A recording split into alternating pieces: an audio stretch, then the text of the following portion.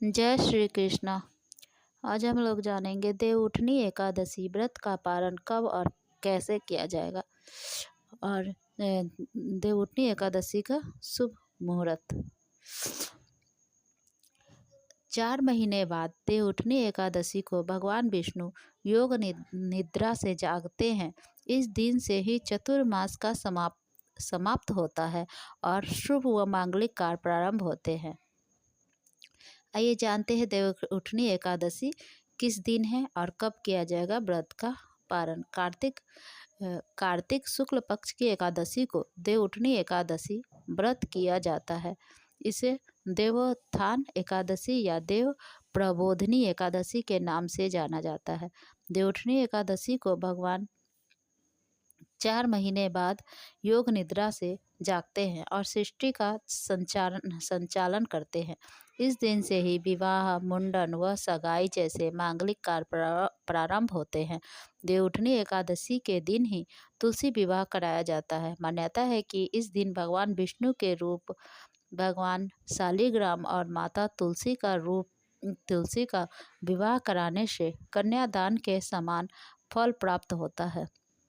जाने इस बार देवउठनी एकादशी व्रत कब है और व्रत का पारण कब किया जाएगा।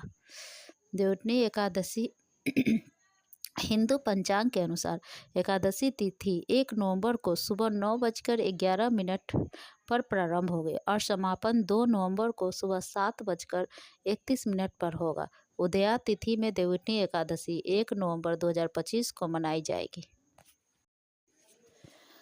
और आइए जानते हैं अब देवउठनी एकादशी से 5 दिन तक भीष्म पंचक स्नान, दीपदान और व्रत से मिलेगा पूरे कार्तिक का फल। कार्तिक माह के आखिर के 5 दिन बहुत पुण्यदायक माने जाते हैं। जो लोग पूरे महीने कार्तिक स्नान नहीं कर सकते हैं वो इन 5 दिनों में व्रत और स्नान कर कार्तिक स्नान का फल पा लेते हैं। इस साल भीष्म पंचक देवउठनी एकादशी पर शनिवार से शुरू हो रहे हैं। कार्तिक माह के आखिर के 5 दिन बहुत पुण्यदायक माने जाते हैं। जो लोग पूरे महीने कार्तिक स्नान नहीं कर सकते वो इन 5 दिनों में व्रत और स्नान कर कार्तिक स्नान का फल पा लेते हैं। इस साल भीष्म पंचक देवउठनी एकादशी पर शनिवार से शुरू हो रहे हैं। इस दिन से देव दिवाली तक महिलाएं 5 दिन तक व्रत रखेगी। मान्यता है कि इन 5 दिनों में तारों की छाँव में स्नान करने और व्रत रखने से पूरे कार्तिक स्नान का पुण्य मिलता है। इन 5 दिनों में स्नान करना इसलिए उत्तम मानते हैं कि भगवान का स्नान करके उनकी पूजा करें और फिर दीपदान करें। इन 5 दिनों में मानसिक और शारीरिक शुद्धता के साथ भगवान का ध्यान करना चाहिए। ब्रह्मचर्य का पालन करें। ऐसा कहा जाता है कि जो इन व्रतों को करता है उनके सभी पापों का नाश होता है। अतः मनुष्य को इन 5 दिनों में व्रत जरूर करना चाहिए। जानते हैं प्रबोधनी एकादशी की कथा। नारद जी ने ब्रह्मा जी से कहा कि कार्तिक शुक्ल पक्ष में कौन सी एकादशी आती है जिसमें भगवान गोविंद को जगाते हैं। ब्रह्मा जी बोले, मुनि श्रेष्ठ, उसे प्रबोधनी एकादशी कहते हैं। प्रबोधनी एकादशी के दिन प्रबोधनी एकादशी का महात्म्य व्रत में जरूर पढ़ना चाहिए। इससे पापों का नाश होता है और पुण्य की वृद्धि होती है और उत्तम बुद्धि वाले पुरुषों को मोक्ष मिलता है। इसे देवउठनी एकादशी भी कहते हैं। इस दिन अगर जो उपवास रखते हैं उन्हें 1000 अश्वमेध और 100 यज्ञों का फल मिलता है। तब ब्रह्मा जी बोले, जो भी मनुष्य भक्ति पूर्वक उपवास करता है हरिबोधनी एकादशी उसे ऐश्वर्य, संपत्ति, उत्तम बुद्धि, राज और शुद्ध देती है। आपने जो भी बड़े बड़े पाप पहले से हजारों जन्मों में किए हैं उन सबको यह एकादशी खत्म कर देती है। जो लोग इस एकादशी का मन से ध्यान करते हैं तथा इसके व्रत का अनुष्ठान करते हैं उनके पितर नरक के दुखों से छुटकारा पाकर मोक्ष को जाते हैं। आप संपूर्ण तीर्थों में नहाकर और पृथ्वी दान करके जो फल पाते हैं वो सिर्फ एकादशी के दिन श्री हरि के जागरण करने से मिल जाता है। जैसे मनुष्यों के लिए मृत्यु अनिवार्य है, उसी प्रकार धन संपत्ति ऐसा समझकर एकादशी का व्रत करना चाहिए। कार्तिक की हरिबोधिनी एकादशी पुत्र और पौत्र तो देती है, साथ ही ज्ञान ज्ञान है वही योग तपस्या और मोक्ष पाता है।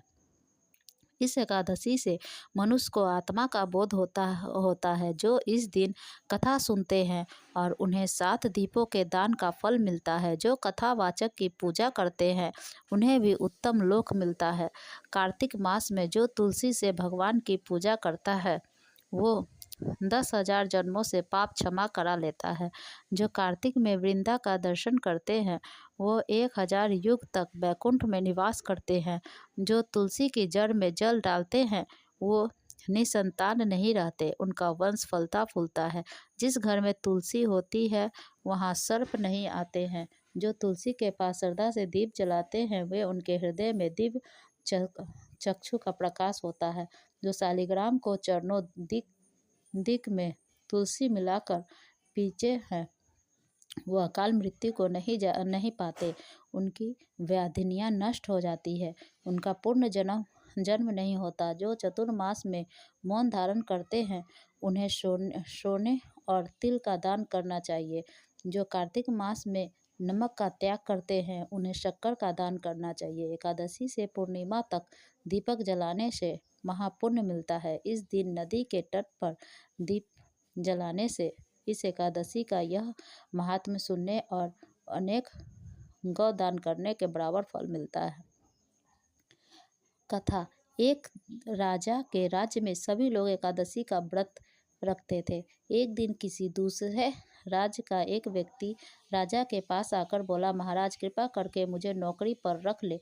तब राजा ने शर्त रखी कि ठीक है रख लेते हैं, लेकिन एकादशी पर तुम्हें अन्न नहीं मिलेगा। एकादशी के दिन जब उसे फलाहार का सामान दिया गया तो वह राजा के सामने गिड़गिड़ाने लगा, मैं भूखा ही मर जाऊंगा, मुझे अन्न दे दो। राजा ने उसे शर्त की बात याद दिलाई पर वह अन्न छोड़ने को राजी नहीं हुआ। तब राजा ने उसे आटा, दाल, चावल आदि दिए। वह नित्य की तरह नदी पर पहुंचा और स्नान कर भोजन पकाने लगा। जब भोजन बन गया तो वह भगवान को बुलाने लगा, बोला भोजन तैयार है। उसके बुलाने पर पीताम्बर धारण किए भगवान चतुर्भुज रूप में आ पहुँचे और प्रेम से उनके साथ भोजन करने लगे। भोजन करके भगवान अंतर्ध्यान हो गए और वह अपने काम पर चला गया। धन्यवाद।